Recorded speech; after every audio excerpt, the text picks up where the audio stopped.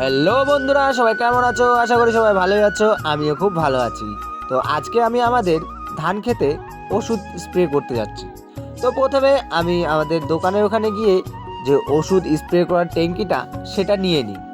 নেওয়ার পরে আমি কিছুটা আমাদের ধান ক্ষেতের দিকে এগিয়ে আসে তারপর এই যে দেখতেই পাচ্ছ পরিমাণ মতো আমি ওষুধ দিয়ে দিলাম।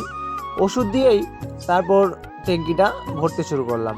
আর ট্যাঙ্কি ভর্তি হয়ে যাওয়ার পরে মুখটা ভালো করে বন্ধ করে দিলাম যাতে পড়ে না যায়। আর তারপর কি করতে হয় তোমরা অবশ্যই জানো, যারা গ্রাম থেকে দেখছো তারা তো জানবেই। ঠিক তেমনটাই করলাম, আমি নিজের পিঠের উপরে নিয়ে নিলাম এই ট্যাঙ্কিটা। অবশ্য একাই তুলতে একটু অসুবিধা হচ্ছিল, বাট কোনো ব্যাপার না, তুলে নিলাম। তারপরে আমি চলে আসি আমাদের যে ধান ক্ষেতগুলো আছে ওই দিকে, একদম সেই ধান ক্ষেতের পাশে। তারপর শুরু করে দিই আমি স্প্রে করা, এই যে দেখতেই পাচ্ছ। আর গ্রামের একটা জিনিস কি জানো, চারিদিকে শুধু সবুজ আর সবুজ, মানে চারিদিকে দেখলে একদম মন ভরে যায়। যারা শহরে আছো তারা কিন্তু এই জিনিসটা খুবই মিস করে, কি তাই না?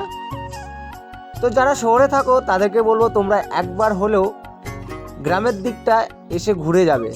তোমাদের আশেপাশে যদি গ্রাম থাকে সেই গ্রামগুলোতে অবশ্যই ঘুরে যাবে, দেখবে মন জুড়িয়ে যাবে। তারপর আমার ওষুধ স্প্রে করা শেষ হলো, আমি চলে যাই বাড়ির দিকে। তো বন্ধুরা, আজকের মতো এটুকুই। আবার দেখা হচ্ছে পরবর্তী ভিডিওতে, ততক্ষণে টাটা।